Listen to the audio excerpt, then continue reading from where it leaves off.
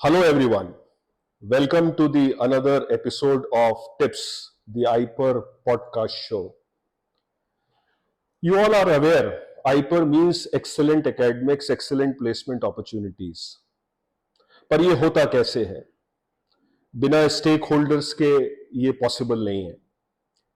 And in this continuation itself, we have decided कि stake holders के लिए भी हमें कुछ करना है. तो जो अपने क्षेत्र के महारथी हैं, जो अपने क्षेत्र में बेहतर काम कर रहे हैं, उनसे आपको मिलवाना, उनके काम से, उनके जीवन से जो भी हम ले पाए वो लेके आपको सिखाना और बताना, यही ऑब्जेक्टिव है टिप्स का दी आइपर पॉडकास्ट शो. और आज का पॉडकास्ट शो मेरे लिए एक बहुत ही चैलेंजिंग शो है, बिकॉज आज मैं जिनसे आपकी मुलाकात कराऊंगा, these are the people who are actively involved in making of India. ये किसी एक क्षेत्र से बंधे हुए नहीं हैं, ये पूरे भारत के हैं. ये भारत को आगे कैसे लेके जाना है और भारत आज से 100 साल बाद, 200 साल बाद कहां होगा, उसकी प्लानिंग का एक पार्ट है. I am blessed to make you meet today professor Ravindra Kanhare sir. Sir, सबसे पहले तो मैं आपको बहुत बहुत धन्यवाद देना चाहूंगा, न सिर्फ आइपर की तरफ से पर पूरी मैनेजमेंट फ्रेटर्निटी की तरफ से, पूरी एकेडमिक फ्रेटर्निटी की तरफ से कि आज आप समय निकाल के हमारे साथ आ पाए हैं. Professor Ravindra Kanhare, who is the chairman of admission and free regulatory committee presently. पर ये जो इनका इंट्रोडक्शन मैं आपको दे रहा हूं, ये बहुत ही मान लीजिए कि कुछ परसेंटेज होगा. सर ने एक्टिवली बहुत काम किया है एकेडमिक्स में, एकेडमिक एडमिनिस्ट्रेशन में. आज मैं उनसे उनके बारे में बात करके वो बातें आपको बताऊंगा जिससे हमें सीखने को बहुत मिलेगा. सर, बहुत बहुत धन्यवाद, आज आप हमारे साथ हैं. आपके प्रति भी आभार कि आपने मुझे बातचीत करने का आपसे अवसर दिया है. मैं सर सभी लोगों को बताना चाहूंगा कि जब हम किसी से बात करते हैं तो उसके बारे में थोड़ी सी रिसर्च करते हैं. और आजकल एआई का जमाना है, सभी लोग सारे प्रकार की रिसर्च एआई के द्वारा कर लेते हैं. आपकी उपलब्धि सर मैं आपको बताता हूं. जब मैंने एआई से आपके बारे में पूछा तो आपके नेचर के अनुसार ही एआई ने जवाब दिया. एआई ने जवाब दिया कि ये व्यक्ति काम तो बहुत करता है, लेकिन इसके बारे में बहुत कहीं कुछ लिखा हुआ नहीं है. तो शायद आप वो व्यक्ति हैं जिसको एआई ने भी माना, जो काम करने में विश्वास रखता है, सामने आने में विश्वास नहीं रखता. और आज ये हमारी उपलब्धि है कि हम आपको रिक्वेस्ट करके सामने लेके आए हैं. तो सर, आज मैं आपको एक नॉस्टैल्जिक जर्नी में लेके चलूंगा अगले कुछ समय में. बहुत सारे लोगों को बहुत सारी बातें नहीं पता सर, और आपने जितना काम किया है विगत कई वर्षों में, जब से मैं आपसे जुड़ा हूं और मैंने देखा और समझा है, you have been an ideal for us. हम जहां तक सोच नहीं सकते, आप वहां तक काम करते हैं और सोचते हैं, खास तौर से शिक्षा के क्षेत्र में. सर, मैं आपसे पहली बात पूछना चाहूंगा कि आप ये बताइए कि आपकी शुरुआत कब, कहां, कैसे हुई एजुकेशन की. मैं बात कर रहा हूं जब आप हायर सेकेंडरी में रहे होंगे, वो दौर थोड़ा सा याद करके हमें आप पहले बताइए सर, फिर मैं आगे आपसे कुछ और बात करूंगा. देखिए, मैं उत्तर प्रदेश में आगरा में था और 71 की बात है. उस समय 65-66% आना अपने आप में बहुत बड़ी उपलब्धि मानी. बिल्कुल, बहुत बड़ी उपलब्धि है सर. हाई स्कूल में जब ये उपलब्धि मिली तो मुझे भी अच्छा लगा कि चलो भाई, अपने नंबर अच्छे हैं. हाँ. और उसके बाद फिर प्रयास ये था कि मैं शुरू से ये चाहता था कि मुझे शिक्षा क्षेत्र में ही काम करना है. ये स्कूल लाइफ में आपको क्लैरिटी थी? इसलिए इसको उदाहरण समेत कहा जा सकता है कि 12वीं में आने पर मैं पड़ोस के बच्चों को गणित पढ़ाने लगा था फ्री ऑफ कॉस्ट. अरे सर, कि भाई ठीक है, मेरा भी गणित अच्छा हो जाएगा, 7वीं 8वीं बच्चा पढ़ रहा है तो उसको कुछ समझ में आएगा और मेरे को भी लाभ होगा. तो टीचिंग के प्रति दिलचस्पी शुरू से थी, 12th क्लास से. तो ये तय था कि मुझे जाना तो इसी लाइन में है. तो फ्रॉम द वेरी बिगनिंग एकदम क्लियर था कि मुझे इसी में जाना है. और सर वो भी गणित. लेकिन गणित में 96 नंबर थे मेरे 100 में से। इसके अच्छा। बाद भी हम्म। हाई स्कूल के बाद मैंने गणित छोड़ दिया था, फिर लिया बायोलॉजी। अच्छा सर, अब इसके पीछे कोई क्या रीजन कहानी? कुछ नहीं, अब उस समय पता नहीं, जो भी मन में आया वो हाँ। बाय, क्योंकि हाँ। आर्टिस्टिक हैंड अच्छा था, अच्छा। तो चित्र बनाना या स्ट्रक्चर ऑफ बॉडी के पार्ट पढ़ना उसमें बड़ा इंटरेस्ट आता था। फिर ये लिया कि बायोलॉजी लेना चाहिए। हम्म। फिर बायोलॉजी ली तो हम्म। 12th किया, बीएससी किया, फिर एमएससी जूलॉजी किया, हाँ। एमफिल किया, पीएचडी किया। शोध क्षेत्र में करीब 25 लोगों को गाइड किया और लगभग 70-80 रिसर्च पेपर पब्लिश किए। तो सर, पहली तो नौकरी में आप कौन से ईयर में आए थे सर? एमएससी करने के जस्ट बाद एमफिल करने के लिए मैं आया था मध्य प्रदेश में। अच्छा। और मध्य प्रदेश में आने पे लोकमान्य तिलक एक गवर्नमेंट, ये प्राइवेट कॉलेज था, हम्म। तो मुझे लगा कि रिसर्च तो मैं कर ही रहा हूँ, तो कम से कम यहाँ पे पढ़ाना भी शुरू करें। ये मध्य तो प्रदेश आने का आपका पहला पहला ही मौका था, पहला उत्तर मौका था। प्रदेश उसके से पहले मध्य आप उत्तर प्रदेश, प्रदेश उत्तर में हैं। प्रदेश में था। तो एमफिल के वक्त आप मध्य एमफिल के प्रदेश वक्त आए। में आया, और इसमें मजे की बात यह है कि जो उस समय उस कॉलेज की आर्थिक स्थिति खराब थी, अच्छा। उन्होंने कहा हम आपको तनख्वाह बिल्कुल नहीं देंगे, आपको पढ़ाना हो तो पढ़ाइए। हाँ। मैंने कहा ठीक है। 7 से 12 मैं लेबोरेटरी में अपना काम करता था, हाँ। और उसके बाद क्योंकि उनके क्लासेस देर से होती थी, तो हम्म। मैंने कहा ठीक है, मेरे को जम जाएगा। हम्म। तो 1 साल मैंने वहाँ फ्री में पढ़ाया। हम्म। इसके बाद फिर गवर्नमेंट जॉब मिल गया, हम्म। तो फिर सरकारी सेवा में आ गया, तो लेकिन सर, वो टीचिंग रहा। एक साल जब आपने फ्री में पढ़ाया, ऐसा क्या आपके लिए मोटिवेशन था कि आप बिना पैसे के भी एक साल पढ़ाने को तैयार हो गए? नहीं, लोकमान्य तिलक जो संस्थान है वो उज्जैन की शान है अभी भी, अच्छा। और हायर सेकेंडरी भी है, कॉलेज भी है, बीएड कॉलेज भी है, सब कुछ है। हम्म। और उनका उद्देश्य ये रहता है शुरू से हम्म। कि शिक्षा मतलब केवल विषय पढ़ाना नहीं है। अच्छा। हमारे यहाँ जो बच्चा पढ़ने आएगा वो एकदम अनुशासित हो, हम्म। और जीवन के मूल्य उसमें आने चाहिए, ये उनकी अवधारणा थी। Value system. वैल्यू सिस्टम, तो that's the value core. System से मुझे भी लगा कि yes, they are in right direction and I should do something for such type of institutes. तो आपका विजन तो और उनका मैंने विजन मिल गया। एकदम मेल खा गया। हम्म। एक विवेकानंद लाइब्रेरी संचालित होती थी, तो शाम को वहाँ बैठते थे, हम्म। तो बस फिर सिलसिला चल पड़ा। तो सर, जब आप सरकारी सेवा में आए तो आपकी पहली नियुक्ति कहाँ और किस शहर में हुई? सरकारी सेवा में मैं गया मऊगंज, जिला रीवा। ओके। बहुत रिमोट प्लेस था, हम्म। और अलग वातावरण था। मध्य प्रदेश हम्म। का एक ऐसा छोर है यूपी के बॉर्डर पे, हम्म। ग्रामीण क्षेत्र है, वहाँ बीएससी, बीए, एलएलबी सब क्लासेस थी। हम्म। असुविधाजनक भी था, लेकिन फिर भी अच्छा लगता था पढ़ाने में। तो सर, जब आप पहले दिन जब मऊगंज पहुंचे अपने सरकारी सेवा के, और वो भी इतने दूर रिमोट एरिया में, क्या भावनाएं थी आपकी उस समय? देखिए, सर्विस के लिए तो जाना ही था। हम्म। तो मऊगंज में बस स्टैंड पे उतरने के बाद जब पूछा कि यहाँ कोई होटल है, तो उन्होंने कहा यहाँ कोई होटल नहीं है, अच्छा। कोई हाँ। होटल नहीं है। हम्म। वो सामने एक छोटी सी दुकान है, वहाँ बोरी में बिठा के आपको खाना खिला देगा, इतनी सुविधा है यहाँ पे। हाँ। तो लगा कि देखते हैं क्या होता है। हम्म।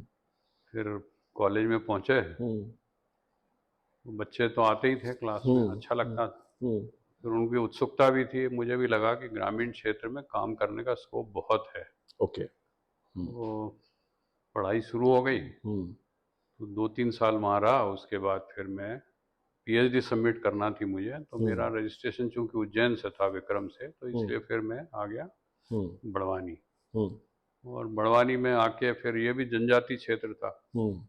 वो यहाँ का एक अलग माहौल था। तो हम्म। तो सर, ये रिमोट एरियाज में जब आप बच्चों को पढ़ाते थे, बच्चों से मिलते थे, आपके अंदर क्या भाव आता था? ऐसा आपको लगता था कि जो आम आदमी जिस भारत को जानता है, ये भारत उससे अलग है, या वैसा ही है, या यहाँ किसी प्रकार की कुछ और विषमताएं हैं, या किस तरीके के वहां लोग हैं? कभी इस तरफ आपने कुछ फोकस नहीं, किया या देखिए, कुछ आपको लगा था? भारत में जो शिक्षा व्यवस्था रही है वो समाज का विषय रहा है शुरू से, हम्म। और शिक्षा देने के बदले में लेना ये रिवाज नहीं रहा हम्म। है। ये गिव एंड टेक नहीं है। ओके। वो इसलिए बड़वानी में रहते हुए भी और मऊगंज में रहते हुए भी, हम्म। मैं नहीं बल्कि हमारे सभी प्राध्यापकों का घर हम्म। हम्म। हमेशा खुला रहता था। अच्छा, जिसको जब आना तो है आ जाए, अगर अवेलेबल हैं तो उसकी कोई समस्या है तो उसको तो पूरा विश्वास है कि टीचर इज अ समाधान होगा। 24/7 teacher. Teacher means teacher. Teacher. If you are in profession of teaching, hmm, willingly or unwillingly, hmm, then you have to prove yourself as a teacher. हम्म, तो फिर वो एक माहौल भी वैसा ही था, हम्म, और बच्चे बड़े पारिवारिक वातावरण में बात करते थे, यहाँ हम्म, तक कि सब्जेक्ट को तो छोड़ ही दीजिए कि घर पे कोई बीमार है तो वो भी बता देते हैं। हाँ, और ग्रामीण क्षेत्र था तो किसानों के बेटे हैं, तो हाँ। दवाई कौन सी छिड़कना चाहिए, कितना डोज होना चाहिए, इसकी भी बात कर लेते थे, तो बड़ा अच्छा लगता तो था। टीचर्स को बेसिकली बच्चे गार्जियन मानते थे। गार्जियन भी है, फ्रेंड भी है, संरक्षक भी है, हम्म, हेल्प करने वाला भी है। तो सभी दृष्टि से टीचर को एक भूमिका में बंद के नहीं रहना है। हम्म, अगर कोई ये मानता है कि केवल पढ़ा देना टीचिंग है तो मुझे लगता है कि वो जॉब कर रहा है। हम्म। अगर टीचर के रूप में वो निर्वहन कर रहा है तो उसको पूरी भूमिकाओं में रहना चाहिए। तो सर ये जो आपने अभी बात कही है ना सर, ये मेरे पास एक ऐसा क्लू है जिस पर मैं आपसे अगले अध्याय में बात जरूर करूंगा और इस पर लौटूंगा भी। तो सर जब आप जॉब में आए और आपने नौकरी शुरू कर दी, आपका पीएचडी हो गया, तो आपके खुद के पारिवारिक जीवन की शुरुआत कब हुई, कैसे हुआ, घर में और कौन कौन है, किस तरीके से आप आगे चले बढ़े, वो सर थोड़ा सा याद करके बताइए ना सर। नहीं, मेरी पत्नी जो है वो भी एमए हिस्ट्री है और हम्म, फर्स्ट क्लास है, थ्रू आउट कैरियर है। हाँ। तो कोई समस्या नहीं थी, अगर वो चाहती तो वो भी एडॉक में सर्विस में आ जाती, कोई अच्छा, समस्या नहीं। तो आपकी मैरिज सर पीएचडी के बाद हुई पहले नहीं, हुई? पीएचडी के पहले। पहले हो गई। और मेरा ये भी रिस्ट्रिक्शन नहीं था कि आपको जॉब करना है, ये भी नहीं है, नहीं हम्म, करना है, ये भी नहीं है। हम्म, आपकी इच्छा है, करना है हम्म, करो, नहीं करना है नहीं करो। हम्म, उनका था कि नहीं करना है तो मैंने कभी हम्म, इंसिस्ट भी नहीं किया। हाँ। और fortunately she is taking care of me in all the ways. अरे सर वो तो सवाल ही नहीं, वो तो मालूम है हमें जी।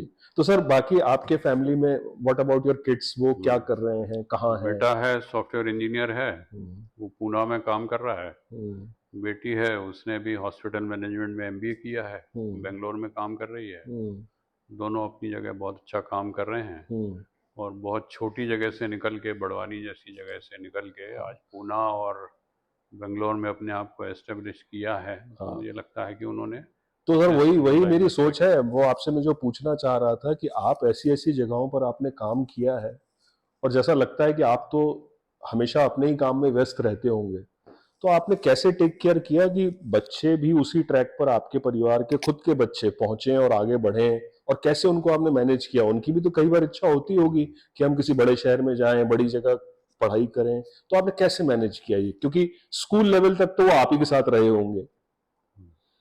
नहीं, 12वीं तक तो बेटा बड़वानी में ही पढ़ा, हाँ, तो वही चैलेंज बरेलिया था, में। क्योंकि परिवार तो बोलता है कि बड़े शहर उसके चलिए। बाद इंजीनियरिंग करने वो इंदौर गया, हाँ। और फिर एमबीए करने मणिपाल में गया। हाँ, तो सर वो 12वीं तो तक कैसे आपने उनको संभाला? 12वीं तक मुझे नहीं लगता कि उसको कोई समस्या आई होगी, उनको एक नई समस्या लगती थी उनको। अच्छा। वो दोनों बच्चे कहते थे कि हम बाहर जाएं तो भी शरारत नहीं कर सकते, क्योंकि कोई पूछ लेगा क्यों उनके बेटे हो, तो इसलिए हम शरारत भी नहीं कर नहीं पाते। कर पाते, हाँ। तो ये शिकायत जरूर कभी हाँ, करते थे, हाँ, अदरवाइज तो कोई समस्या नहीं आई।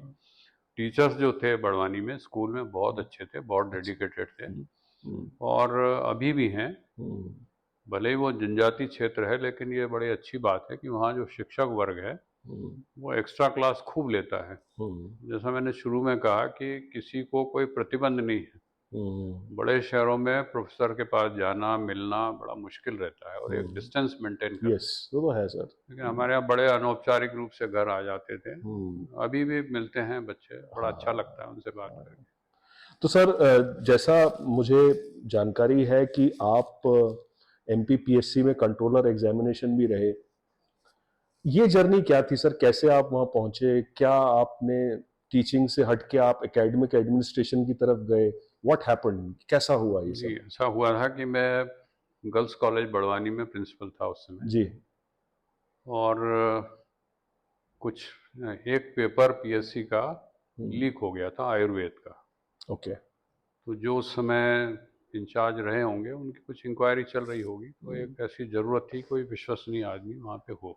हम्म, तो सभी लोग मना कर रहे थे कि भाई ये तो चैलेंजिंग जॉब है, कहाँ चक्कर में पड़ना है। हमने कहा अगर हर आदमी ऐसा ही कहेगा कि चैलेंजिंग है, डिफ़िकल्ट है, इसमें नहीं जाना चाहिए, तो फिर हम सिस्टम सुधारने की बात तो करना बेकार है। या तो आप किसी की आलोचना मत करो, और अगर आपको लगता है कि सिस्टम ठीक करना चाहिए तो समय आने पे जिम्मेदारी लेना चाहिए। 1 मिनट सर, मैं रोकूंगा हमारे ऑडियंस को। मैं आज की बातचीत के अभी तक का सबसे महत्वपूर्ण हिस्सा रिकॉल कराना चाहूंगा। जिम्मेदारी लेना चाहिए। ये सर जो आपने मैसेज दिया है, मुझे लगता है कि this is the most important thing जो कोई भी व्यक्ति को समझना चाहिए। Sir please continue. तो फिर पीएससी में आके ज्वाइन करा। अब उस समय हमारी जो एग्ज़ाम है वो ट्रेडिशनल वे में होती थी, तो ये तय हुआ कि भाई ऑनलाइन एग्ज़ाम होना चाहिए। और मुझे बड़ी खुशी है कि पीएससी का पूरा स्टाफ, चेयरमैन साहब, सारे सदस्य, सभी ने बहुत फ्री हैंड दिया काम करने का, और सब ने मिल के एक सिस्टम डेवलप किया। अच्छा। और उसमें pre exam, during exam, post exam, result processing, सारा कुछ बहुत अच्छा सिस्टम वहाँ का बहुत अच्छा है।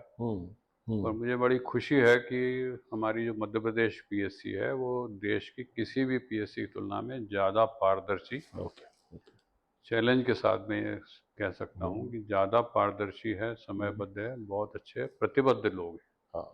तो पीएससी जैसी संस्थाओं में व्यक्ति को घड़ी देख के काम नहीं करना चाहिए। आपने रिस्पॉन्सिबिलिटी ली है, जिसको पूरा करना आपका दायित्व है। अब 10 बजे हैं कि 5 बजे हैं कि 6 इससे बजे कोई फर्क हैं, नहीं इसका कोई पड़ता। मतलब नहीं होता है। आपने जिम्मेदारी ली है जी, तो करना है। जी। और लोक सेवा आयोग का जो मूल काम है वो ये है कि गोपनीयता कितनी है आपके काम की, समय पे कितना काम हो रहा है, और पारदर्शिता कितनी है, दोनों चाहिए। गोपनीयता चाहिए परीक्षा के संचालन में, और पारदर्शिता चाहिए कि आपने जो कुछ रिजल्ट बनाया है, जिसको कुछ काम दे रहे हैं, उसके ऊपर कोई उंगली नहीं उठना चाहिए। तो सारा प्रोसेस पारदर्शी है वहाँ। ओएमआर शीट को इमीडिएटली एग्ज़ाम के बाद सर्वर पे अपलोड कर देते हैं। अपनी अपनी ओएमआर देख लो, इसके बाद स्कैनिंग होगी, मार्किंग होगी। आपको लग रहा है कि मार्किंग गलत है तो आप तो अप्लाई रिप्रेजेंट कर करो। लीजिए। हाँ। तो सारा सिस्टम बहुत पारदर्शी है। पीएससी की टीम वास्तव में बधाई की पात्र है, सबने मिलकर बहुत अच्छा काम किया है, और देखिए मुझे सर, उससे बहुत आप संतोष अच्छे मिला। काम का श्रेय खुद लेते नहीं है, ये जो कि टीम वर्क आपने है। अच्छा काम किया, और ये आपके देखिए, नेचर को बताता है कि आप टीम को कोई ही नहीं हमेशा करता, आगे करते हैं। अकेला तो आदमी कोई काम नहीं करता, टीम काम करती है, और सर, वहाँ की टीम बहुत अच्छी है। सर हम ये नहीं मानेंगे, क्योंकि अकेला आदमी कोई काम कर तो नहीं सकता, लेकिन अकेला आदमी ही काम की शुरुआत करता है। और शायद वो अकेले आदमी आप हैं जो शुरुआत ठीक कर देते हैं, तो टीम सभी अपने आप सभी की, काम करती है। चेयरमैन सर से लेके मेंबर्स और सभी टीम जी। बहुत प्रतिबद्ध थे, और काम के प्रति इतने समर्पित। छोटे से छोटा प्यून भी जो है, अगर उसको सुबह 4 बजे बुलाया तो 4 बजे मिलेगा आपको। ये बहुत बड़ा काम। तो सर, आपकी जर्नी में आप कुलगुरु भी रहे हैं। आप मध्य प्रदेश भोज ओपन यूनिवर्सिटी में कुलगुरु रहे। तो सर, ये संस्मरण भी मुझे चाहिए कि आप कुलगुरु तक कैसे पहुंचे, या क्या हुआ था, या आपको किस तरीके से मैसेज किया गया था, या आपको क्या दायित्व दिया गया था, या क्या मिशन था आपके सामने।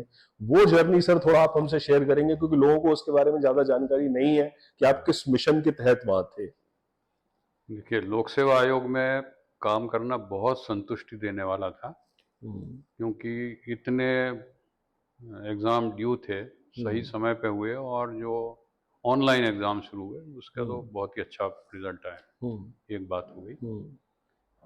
दुर्भाग्यवश भोज यूनिवर्सिटी में कुछ समस्या थी। हाँ। और वो समस्या कुछ आर्थिक रही होगी, कुछ हाँ। मैनेजमेंट की रही होगी। धारा 52 लगना थी, हाँ।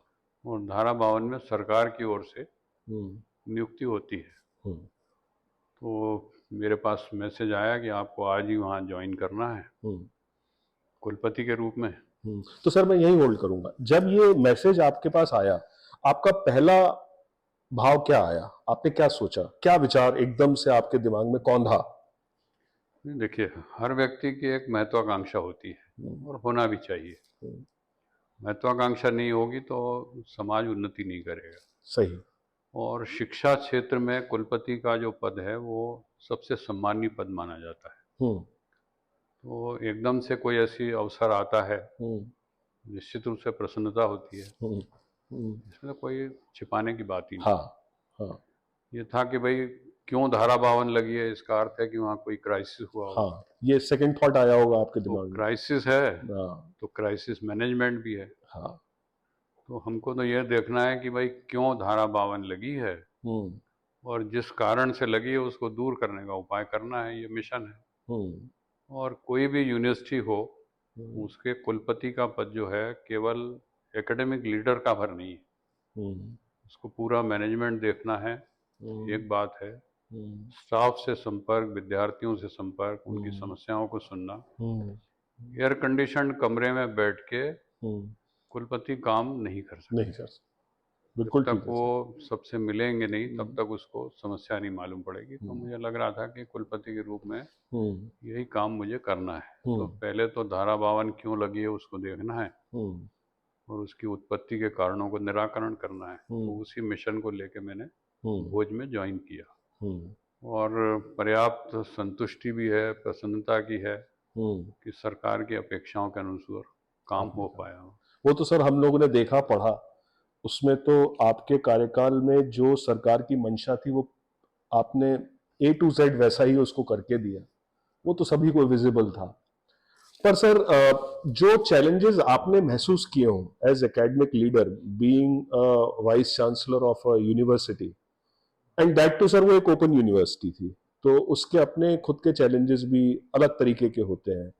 तो सर वो चैलेंजेस कुछ आपको याद आते हैं जो आपको महसूस हुए हो कि ये एक बड़ा इशू है जो कि एड्रेस होना चाहिए सिस्टम के द्वारा? देखिए, मुक्त विश्वविद्यालय के बारे में समाज की जो अवधारणा है ना वो बहुत स्पष्ट नहीं थी। हाँ। जब पहली बार भारत में ओपन यूनिवर्सिटी खुली हम्म तब तक भारत में लोगों को बहुत ज़्यादा इसका अंदाज नहीं था कि ये क्या है। करस्पॉन्डेंस कोर्स लोग जानते थे, हाँ।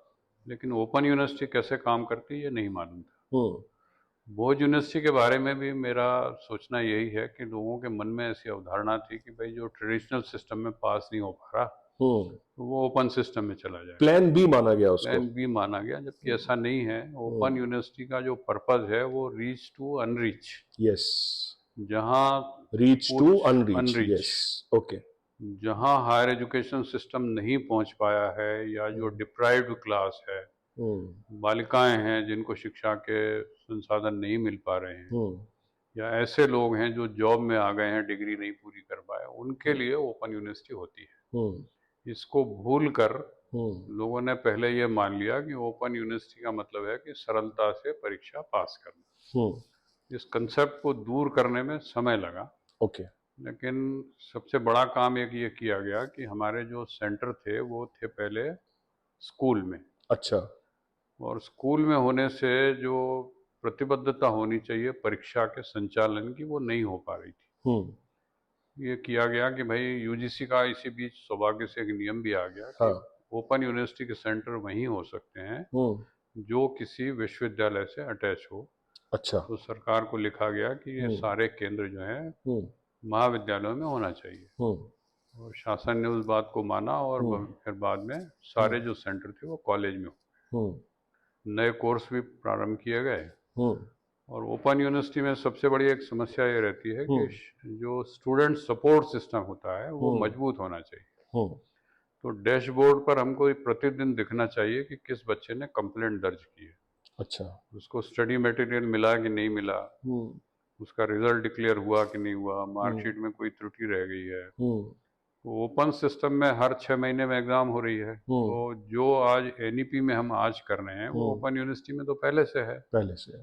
कि इंटरडिसिप्लिनरी भी है, हम्म मल्टीपल एंट्री हम्म एग्जिट भी है, हम्म एज लिमिट भी नहीं है, हाँ। अटेंडेंस की प्रॉब्लम भी नहीं है। हम्म तो सारी जो समस्याएं जो थी सेल्फ रेगुलेटेड सेल्फ स्टडी है रेगुलेटरी एक्चुअली वो। है। हाँ हाँ। तो इसका जो कंटेंट है वो भी अलग तरीके से बनता है। हम्म तो जब तक हमारे जो प्रोफेसर रहते हैं ओपन यूनिवर्सिटी में, अगर वो ट्रेडिशनल यूनिवर्सिटी से आते हैं तो वो समझ नहीं पाते कि ओपन यूनिवर्सिटी में करना क्या है। माइंड सेट पहले बदलना माइंड पड़ता सेट है। नहीं होता है, हाँ लाइटली थोड़ा लेते थे। हाँ। तो वो जब वो चैलेंज परिवर्तन आपको हुआ, लगा? तो हाँ। उस परिवर्तन में समय लगता है लोगों का मन बनाने में। पर आपने आइडेंटिफाई तो पहुंचते से ही कर लिया था कि ये ये इश्यूज लग है। रहा था कि भाई ओपन यूनिवर्सिटी और हाँ। ट्रेडिशनल यूनिवर्सिटी में हम्म। उसका जो उद्देश्य है वही अलग है, हम्म। और जब उद्देश्य अलग है तो उसको क्या करना है ये भी देखना चाहिए। हाँ। तो इसका लाभ मुझे व्यक्तिगत रूप से भी मिला हम्म। कि भोज में रहने के बाद मुझे अपने विश्व की सबसे बड़ी यूनिवर्सिटी तो Indira Gandhi national open university open है, यूनिवर्सिटी है, हाँ। तो यहाँ से वहाँ प्रो वाइस चांसलर के रूप में काम करने का अवसर मिला। हाँ। तो इस सिस्टम को और समझने का अवसर मिला कि भाई क्या है। तो हाँ, इग्नू का सेटअप बहुत बड़ा है, बहुत बड़ा है सर, वो तो बहुत बिल्कुल बड़ा है, मेहमत है एकदम। बहुत बड़ा है, और हाँ। लेकिन बहुत अच्छा सिस्टम है, हम्म। बहुत ट्रांसपेरेंट, हम्म। स्मूथ। हाँ। तो यहाँ भी वही सिस्टम था कि डैशबोर्ड पे हम देखते थे कि भाई कितनी कंप्लेंट आई, कितने को एड्रेस किया गया, कितने को नहीं किया गया, स्टडी मटेरियल मिला कि नहीं मिला। इग्नू के बारे तो में सर कुछ कुछ ऐसी विशेष बात जो आम आदमी को शायद नहीं पता, ऐसे आपके माइंड में कुछ आता है जो लोगों को पता होना चाहिए इग्नू की क्या खासियत, एक ऐसी जो जो उसको आउटस्टैंडिंग बनाती है?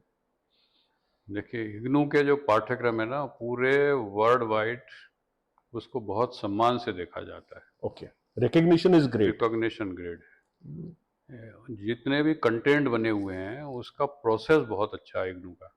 अच्छा। तो किसी भी सब्जेक्ट का अगर वो बना है, सिलेबस बना है, तो हम्म। सिलेबस के लिए बार बार मीटिंग होगी। हम्म। सिलेबस, नए नए सिलेबस बनते रहते हैं, हम्म। सर्टिफिकेट कोर्स हैं, डिप्लोमा कोर्स हैं, हम्म। डिग्री कोर्स हैं, हमेशा उसमें नया नया एकेडमिक जुड़ते। इनोवेशन इज अ एकेडमिक बहुत प्रोसेस। अच्छा है, बहुत हम्म। अच्छा है। इसके बाद जो उनका स्टडी मटेरियल है उसकी हम्म। प्रोसेस बहुत अच्छी है। हम्म। तो स्कूल जो हैं उनके, स्कूल ऑफ इकोनॉमिक्स हो या हम्म। फिलोसफी जो भी हो, हम्म। उसमें पहले वो कंटेंट डेवलप करेंगे, फिर उसका मॉडरेशन होगा, हम्म। फिर वेटिंग कराई जाएगी, फिर ग्रुप हम्म। डिस्कशन होगा, हम्म। फिर राइटिंग होगी, फिर री राइटिंग होगी। हम्म।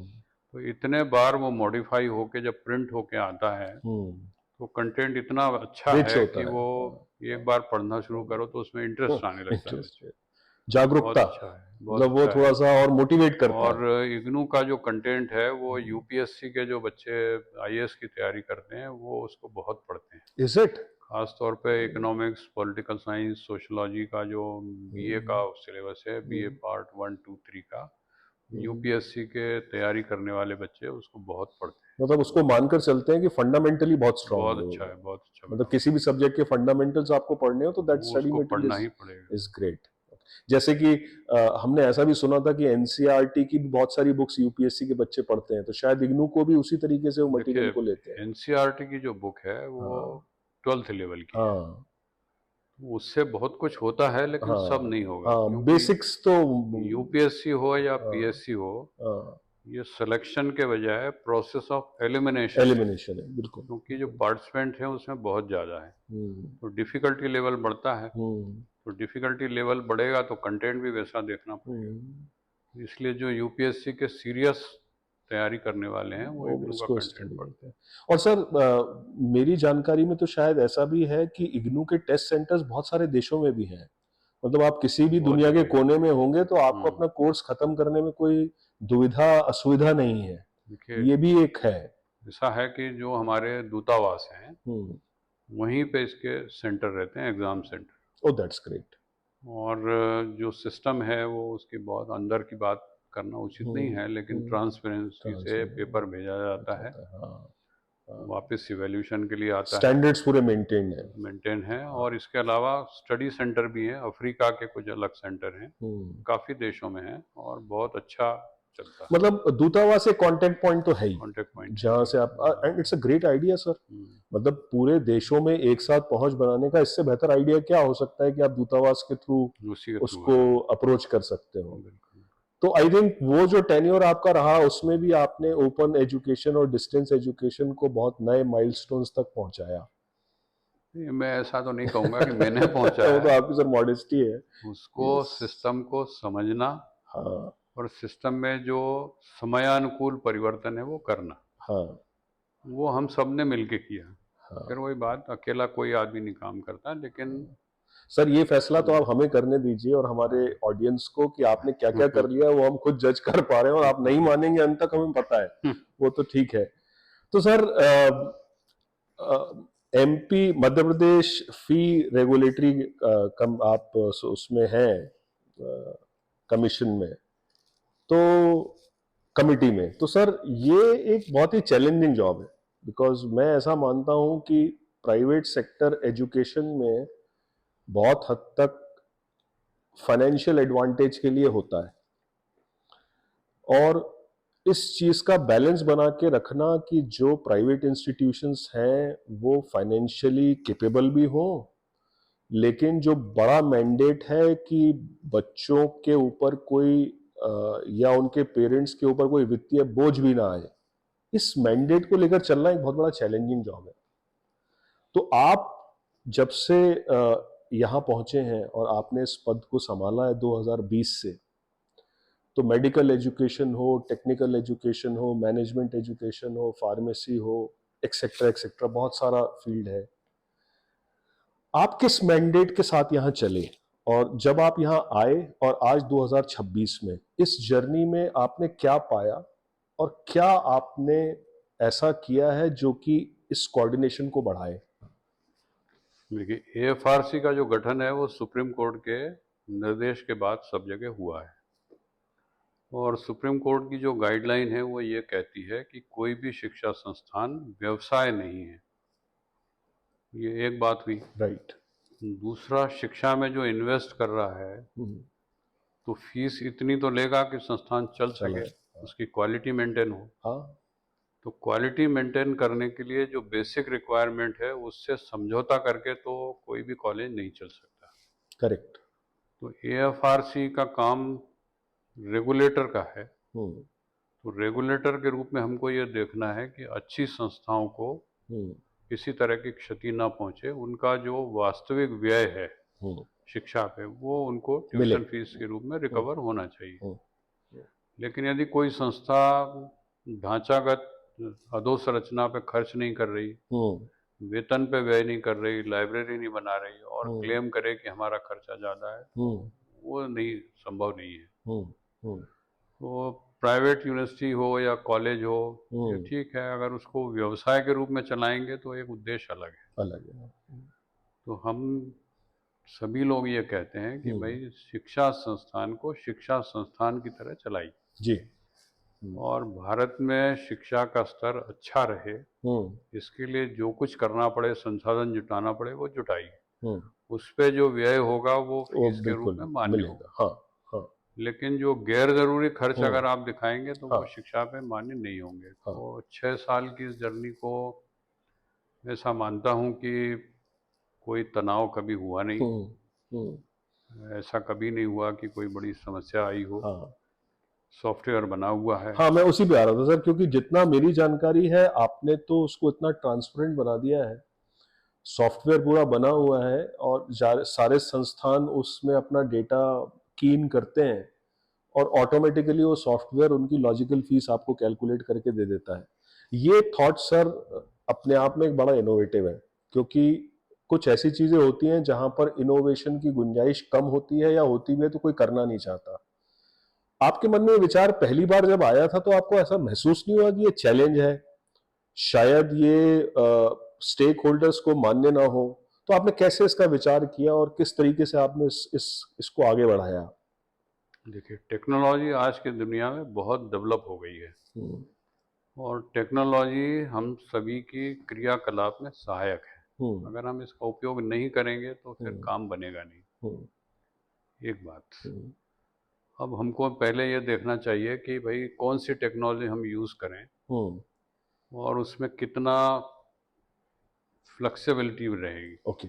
क्योंकि कॉलेज शहर में है कि गांव में है, कोर्स कैसा है, उसकी सीट भर रही है कि नहीं भर रही है, बहुत सारी समस्या है। कॉलेज वालों की अपनी समस्या है। तो सबको देख के भी एआईसीटी ने एक बहुत अच्छी गाइडलाइन बनाई है कि किस मद में कितना पैसा खर्च हो सकता है। कैपिंग भी है। कैपिंग आपके सामने है। तो जो मद बने हुए हैं एआईसीटी के वो अपने सामने है, उसमें एंट्री करिए तो अपने आप कैलकुलेशन हो जाएगा। इसके बाद भी ऑडिटर उसको और देखते हैं और फिर फीस कमेटी, उसमें भी कमेटी बनी है भारत सरकार की, तो वो सब मिल के तय करते हैं कि कितनी फीस होना चाहिए। लेकिन फीस तय करते समय रेगुलेटर का काम ये नहीं है कि एक आदेश निकाल दे। इसलिए हमेशा ये है कि जिस कॉलेज की संस्थान की फीस हो रही है उनसे ऑनलाइन मीटिंग हो। हाँ। ऑनलाइन मीटिंग करके उनका पक्ष सुना जाए कि वो क्या कह रहे हैं। हम जो फीस निर्धारित कर रहे हैं वो इतनी है, उनको कहने का अवसर हो कि ये अगर कम है तो क्यों ज़्यादा होना चाहिए, हाँ। लॉजिकली। अगर लॉजिकली है तो ठीक है। हम्म। हमारा मतलब केवल ओपन ये माइंडेड कहना है। है कि मैनुअल जो वो है वो जजमेंट नहीं कम से चलेगा। कम हो, हाँ। हाँ। और किसी भी पूरे मध्य प्रदेश की जो संस्थाएं हैं उनको हमारे ऑफिस में आने की आवश्यकता नहीं पड़ना चाहिए, कोई ज़रूरत नहीं है। हाँ। आप पोर्टल पे सब चीज़ है, अप्लाई करिए और पोर्टल पे ही जानकारी, आपका जो ऑडिटेड स्टेटमेंट है, विश्वविद्यालय का एफिलिएशन है, जो सैंक्शन लेटर है, वो सब अपलोड कर दीजिए, विजिबल है। जब वो सब दिख रहा है तो फिर अब बाकी बचा काम कैलकुलेशन का है। लेकिन फिर भी हर संस्था को अपनी बात कहने का अवसर तो मिलना चाहिए। वो मैंडेट भी है और वो हो भी रहा है। प्रसन्नता है कि हाँ। ऐसी कोई मेजर शिकायत नहीं आई, लेकिन अगर कोई ऐसी बात होती है हाँ।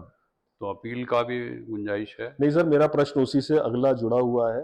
प्रश्न क्या है, थोड़ा आपसे सिर्फ जानना चाहूंगा, क्योंकि जैसा आपने बोला कि इट्स अ रेगुलेटरी बॉडी।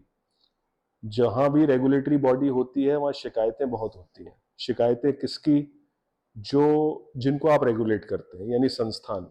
संस्थानों की अपनी नाराजगी होती है, अपनी शिकायतें होती हैं, अपना पक्ष होता है, अपनी नाराजगी भी होती है। बिकॉज ये रेगुलेटरी बॉडीज को संस्थान भी अपना ही हिस्सा मानते हैं, तो अपनों से अपना दर्द लोग कह भी लेते हैं। तो ऐसी बहुत सारे संस्थान आपके पास आते हैं, आते ही होंगे, जिनकी अपनी शिकायतें होंगी, अपनी नाराजगियां होंगी। तो सर, है बड़ा ये फाइनेंशियल मैटर। तो आप कैसे लोगों को उन समझा पाते हैं, कैसे लोगों को सेटिस्फाई कर पाते हैं, और आप स्ट्रेस में क्यों नहीं आते हैं? ये थोड़ा हमको बताइए, क्योंकि ये बड़ा इंपॉर्टेंट है, क्योंकि देखिए, ये क्रक्स है सर। आदमी तनाव में कब आता है?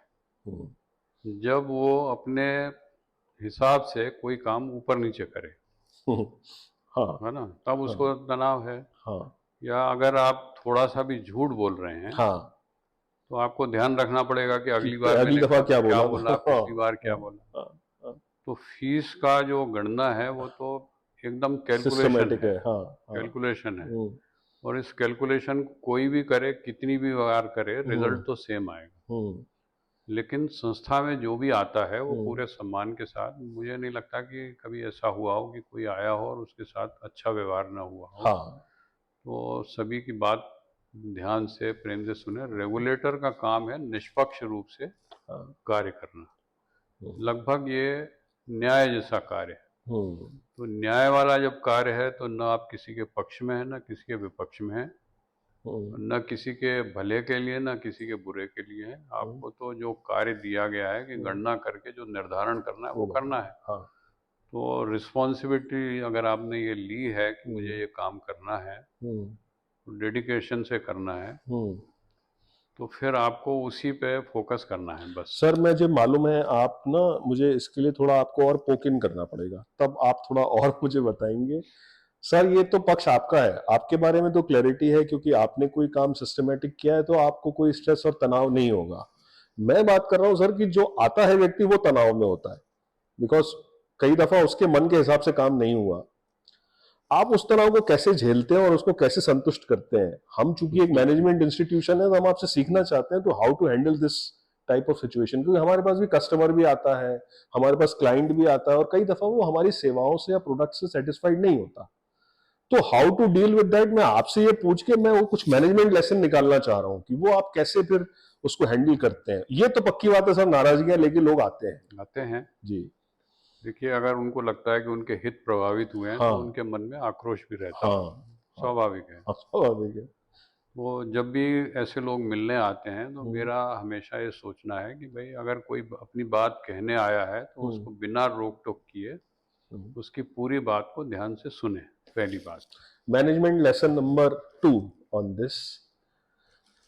Whenever someone comes to you and talks about his or her issue, चाहे वो ऑर्गेनाइजेशन से रिलेटेड हो या पर्सनल हो, बीच में टोके नहीं, पहले उसकी पूरी बात को अंत तक सुने सर।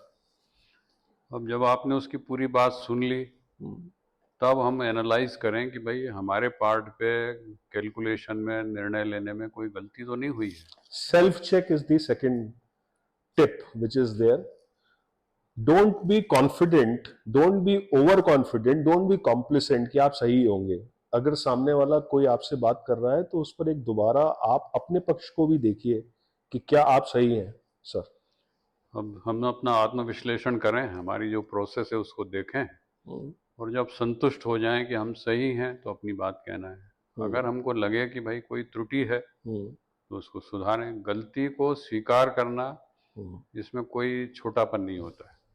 अगर त्रुटि है तो उसको स्वीकार करना चाहिए, और नहीं है तो उस पर जमे रहना चाहिए। किसी के दबाव में आने की आवश्यकता नहीं है, और अनावश्यक कोई दबाव डालता भी नहीं है। प्रयास भी करें। कभी कभी ऐसा होता है कि लोग थोड़ा सोचते हैं कि ऊंची आवाज में बोलने से, हाँ कई लोग वकील को लेके भी आते हैं, हाँ अपनी बात कहते हैं। हाँ तो आराम से, एक जो हमको एक बेसिक बात कही गई थी बहुत पहले, कि अपने टेबल पे एक गिलास ठंडा पानी रखो भाई। हाँ और जब कोई ऐसा कुछ बोलने लगे जिससे रिएक्ट करने की है, हाँ तो कुछ बोलने से पहले आपको रिएक्शन टाइम मिलना चाहिए। हाँ ये मैनेजमेंट का एक मोटा सिद्धांत है कि रिएक्शन टाइम मिलना चाहिए। मिलना चाहिए। यस। दूसरा, चूंकि मेरा सब्जेक्ट बायोलॉजी है, हाँ, तो पर आप ऐसा मैनेजमेंट होता की है, बातें कर रहे हैं सर आज। ये हार्मोनल जो है ना, हार्मोन जो है अपनी जगह काम करते हैं। हाँ तो अगर कोई आपके विरोध में कुछ बोल रहा है, कुछ हो रहा है, तो आपको मन ही मन में गुस्सा आ सकता है, और गुस्सा आएगा तो आदमी अपना बैलेंस खो देता है। तो फिर जो उसका बोलना है या सोचना है वो थोड़ा सा लॉजिकली नहीं रहता है। इसलिए सबसे अच्छा ये है कि अगर ऐसा कुछ है तो थोड़ा सा पानी पिएं, बाय टाइम, समय टाइम को करें। निकालिए आप। उससे ठंडे पानी से क्या होता है, माइंड को भी ऐसा ठंडापन लगता है, आपको रिएक्शन के लिए टाइम मिल जाता है। जी। दूसरा, जब कोई बोलने आता है तो सीधे उसकी आंखों में देखना चाहिए, हम्म, फेस रीडिंग करना चाहिए। और मैंने अभी तक ये देखा है कि जब कोई संस्था या कोई भी अपनी बात कहता है, और अगर उसको गलत बोल रहा है वो, तो उसकी आंखों के और चेहरे से भाव से दिख जाता है कि ये ठीक नहीं बोल रहा है, गलत होल्ड ऑन सर, आप बायोलॉजी के हैं, आप मैनेजमेंट के हैं, या आप साइकोलॉजी के हैं? आज हम कंफ्यूज हैं, पर मुझे लग रहा है कि आपका एक blended approach is a great approach sir. उसमें क्या होता है कि जब सामने वाले को आप सीधे आंखों में देखते हैं ना, तो उसके आंखों के भाव आपको बड़े स्पष्ट दिखाई देते हैं। यस। जब आप लॉजिकल बात करते हैं तो वो उसके चेहरे पे दिख जाता है कि हाँ, ये कह रहे हैं, बात तो सही कह रहे बात हैं। तो तो सही उसके है। बाद धीरे धीरे उसके स्वर ठंडे पड़ जाते हैं। हाँ। तो किसी भी मैनेजमेंट में हो या किसी भी जॉब में हो, रिएक्शन टाइम हो, गलती स्वीकार करने में भी पीछे नहीं, और अगर सही है तो फिर अपनी बात पे जमे रहें, फिर कोई कुछ भी कहता रहे, कोई चिंता नहीं। तो शायद सर मुझे लगता है सरकार ने आपको दूसरे कार्यकाल के लिए इसीलिए रिक्वेस्ट किया कि आप इसको कंटिन्यू करें, कि मुझे लगता है इस तरीके से आपने जो कोऑर्डिनेशन बनाया है संस्थान और रेगुलेटर के बीच में, तो आज की डेट में बहुत सारे संस्थान हमें ऐसे मिलते नहीं जिसको रेगुलेटर से कोई शिकायत हो। तो मुझे लगता है कि सरकार अपने उद्देश्य में सक्सेसफुल रही है, आपको दूसरे कार्यकाल में भी कंटिन्यू करके। पर सर एएफआरसी से रिलेटेड मैं लास्ट बात आपसे पूछना चाहूंगा, ऐसे कौन से 3 काम हैं जो आप अपने इस 6 साल के कार्यकाल में ऐसा मानते हैं कि ये एएफआरसी के लिए बहुत जरूरी थे और ये बहुत दूरगामी परिणाम देंगे? इन 6 वर्षों में सबसे पहला जो मुझे लगता है काम ये है कि हमने सभी को कह दिया कि हमारे ऑफिस में आने की आवश्यकता नहीं है। ओके, ये ये पहला काम किया आपने कि सबसे लोग जरूरी है। परेशान ना हो, बिल्कुल चक्कर ना बिल्कुल। लगाए। देखिए, इतना बड़ा मध्य प्रदेश है, इतनी दूर से लोग आते हैं, पैसा खर्च करते हैं, होटल में ठहरते हैं, फिर एक दिन बात हुई, फिर दूसरे हाँ, दिन दूसरे रुके। यस। कोई इसकी ज़रूरत नहीं है। आजकल सब चीज़ नेट पे अवेलेबल है, मेल करो आप, तो आने की ज़रूरत नहीं है, बिल्कुल ज़रूरत नहीं है। तो पहला बड़ा काम तो मुझे लगता है कि यही है कि हमारे ऑफिस में आने की ज़रूरत नहीं है। ठीक बात है। दूसरा, मुझे लगता है कि सिस्टम इतना पारदर्शी है हाँ, कि जो लोग इसका उपयोग कर रहे हैं वो अपने आप में मन वो में महसूस वो अपनी करते फीस होंगे, भी कैलकुलेट कर लेते हैं सर। वो अपने आप महसूस कर लेते हैं कि भाई जो कुछ हो रहा है वो ठीक है। ठीक हो लेकिन रहा है। देखिए, व्यक्ति है तो उसके हाँ स्वार्थ हैं, हाँ उसको लगता है कुछ और बढ़ जाए तो अच्छी हाँ बात है, तो वो हाँ प्रयास कर सकता है। हाँ। लेकिन ये दूसरी बात है कि पारदर्शिता है, पारदर्शिता, ट्रांसपेरेंसी आई एकदम है। पारदर्शिता। तीसरा ये है कि यदि कोई आता है ऑफिस में तो उसको ये संतुष्टि हमेशा रहेगी कि भाई मेरी बात सुनी गई, सुनवाई हो। मेरा पक्ष देखा गया, हम्म, और देखने के बाद मेरा पूरा विश्वास है कि जो लोग आते हैं वो संतुष्ट होकर ही जाते संतुष्ट, होंगे। वो तो है सर। तो व्यक्ति की संतुष्टि यदि है, हाँ, हितग्राही को संतुष्ट करना बड़ा कठिन होता है, हाँ, लेकिन अगर वो संतुष्ट होकर जा रहा है तो समझिए कि आपका कार्यालय है, हाँ। फिर वही व्यक्ति नहीं, कार्यालय, तो सर यहाँ पर कार्यालय ये ठीक काम जुड़ा करे। हुआ क्वेश्चन भी आ रहा है सर कि ये तो आपने जो व्यक्ति ऑफिस में आ रहा है उसके लिए आपने ये सारी चीजें करी और अच्छी करी, लेकिन इसके लिए आपको अपने ऑफिस के लोगों के लिए, आपकी टीम मेंबर्स को भी काफी काउंसिल करना पड़ा होगा इस सेटअप में काम करने के लिए। कुछ चैलेंजेस आपको महसूस हुए सर? चैलेंज एज सच तो नहीं कहते हैं। देखिए, हमारे यहाँ सबसे अच्छी व्यवस्था ये है कि हर कर्मचारी को ये मालूम है कि प्रोसेस ये है, ओके, सभी को प्रॉपरली पता है, ट्रेन्ड है वो। सभी को पता है कि ये नियम है हम्म, और इस परिपाटी से काम होना है। हम्म, हम्म, तो जिस समय मैंने ज्वाइन किया था उसके बाद ही सभी लोगों को हम्म, एक समूह में बिठाया, हम्म, सभी से बात की गई कि हम्म, भाई ये तंत्र ऐसे कार्य करेगा हम्म, और इसी तंत्र से आपको काम करना है। हम्म, और खुशी है कि सबने वैसा ही काम किया है। किया, हाँ, तो टीम मैनेजर को ये बहुत ज़रूरी होता है कि उसके साथियों के मन में ये विश्वास हो हम्म, कि हमारा जो पक्ष है वो ठीक से देखा गया, सुना गया। अगर हम अतिरिक्त काम कर रहे हैं तो भी हमारी प्रशंसा हो, हम्म, और त्रुटि हो रही है तो एकदम पनिशमेंट नहीं हो। हाँ, अगर किसी से यस, टेक्निकल गलती हो जाती है हाँ, तो भी उसको समूह में नहीं, अलग से बुला के कि भाई देखो ये ऐसा हो गया है, ये पुनरावृत्ति नहीं होना चाहिए। हम्म। तो फिर वो समर्पित भाव से काम मतलब अपने करता है। टीम मेंबर की ओनरशिप भी टीम लेना। मेंबर की ओनरशिप होना चाहिए, उनको ये लगना चाहिए कि हम इसके पार्ट हैं। हाँ, ऐसा नहीं है कि कोई 2 लोग काम कर रहे हैं, 3 लोग हाँ, काम कर रहे हैं। हाँ, देखिए, चपरासी से लेके ऊपर तक हम्म, प्रत्येक का महत्वपूर्ण जिम्मेदारी है। हम्म, समय पे नहीं आया, कमरा नहीं खुला तो हम्म, काम नहीं होगा। हम्म, आपके कंप्यूटर पे जो काम कर रहा है, नेट का जो व्यवस्था देख रहा है, वो नहीं आया तो भी काम नहीं होगा। तो हर एक की जिम्मेदारी है, हम्म, और हर एक को ये महसूस होना चाहिए कि मैं बड़ा महत्वपूर्ण हूँ। हाँ, किसी भी इंडस्ट्री में हो या किसी भी ऑफिस में हो, जब हर कर्मचारी को ये महसूस होता है कि मुझे मेरी योग्यता के अनुसार सम्मान दिया जा रहा है, प्रेम से व्यवहार हो रहा है, स्नेह से व्यवहार हो रहा है, हम्म, मेरे काम को जिम्मेदार माना जा रहा है, तो वो हम्म। खुद अपने आप काम करता है, आपको कहना नहीं पड़ता ज़्यादा। A great HR lesson sir. मुझे लगता है कि ये वाला जो पोर्शन सर पिछले आप 60 सेकंड 90 सेकंड में आपने बोला है, ये हमारे सारे एचआर मैनेजर्स के लिए बहुत महत्वपूर्ण है। हाउ टू, रादर मैं तो कहूँगा लीडर्स के लिए भी बहुत महत्वपूर्ण है कि जो इस बात को सुन के अपने कॉरपोरेट में, अपने ऑफिस में, अपने संस्थान में, अपनी ऑर्गेनाइजेशन में काम करें।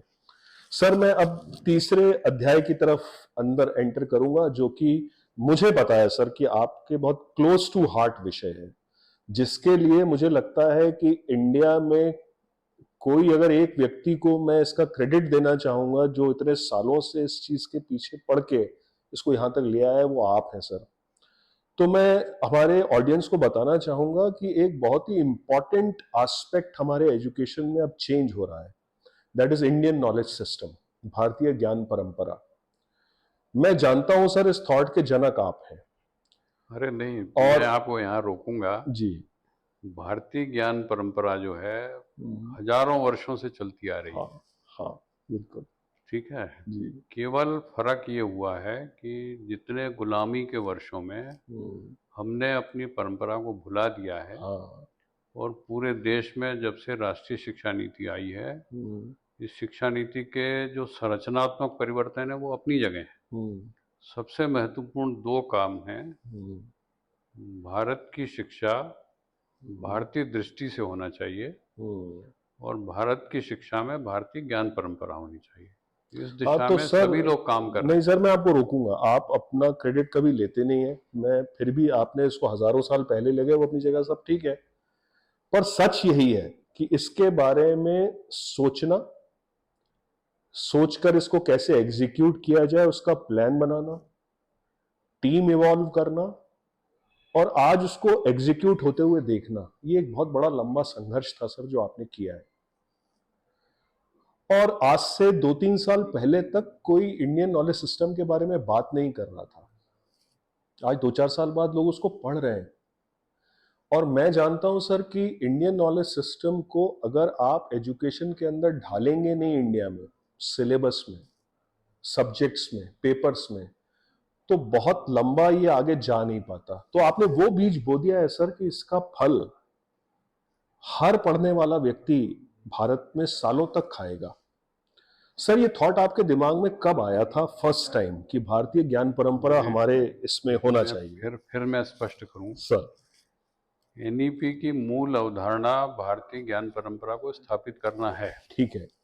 और ये भारत सरकार ने लागू करा। हम्म सौभाग्य से मध्य प्रदेश के महामहिम राज्यपाल जी और हम्म मुख्यमंत्री जी हम्म और तत्कालीन शिक्षा मंत्री जी मोहन हम्म यादव जी, हम्म इन सब ने ये निर्णय लिया कि भाई एनईपी को सबसे पहले मध्य प्रदेश में लागू लागू होगा, करना है। बिल्कुल। उसके लिए कोर ग्रुप बना। उस कोर ग्रुप में बहुत सारे लोग थे, मैं भी एक छोटा पार्ट था। हाँ देखिए ना, वही बात है, वो आप मानते नहीं है सर। सबने मिलके उस दिशा में कार्य किया जी।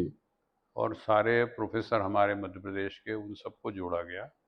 उन्होंने अपने अपने विषय में भारतीय ज्ञान परंपरा ढूंढी। मैं एक एग्जाम्पल बात करता हूँ हमेशा कि गीता जो है, इसको जब हम अध्ययन करते हैं तो इसमें क्या नहीं है।